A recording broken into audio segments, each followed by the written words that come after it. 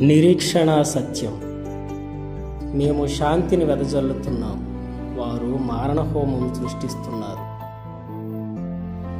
మేము క్షమిస్తున్నాం, వారు కక్ష కడుతున్నారు.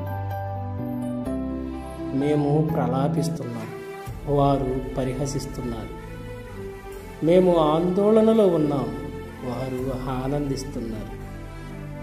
సత్యాన్ని సిలువ వేసి సమాధిపై సంబరాలు చేసుకుంటున్నారు. ప్రభు,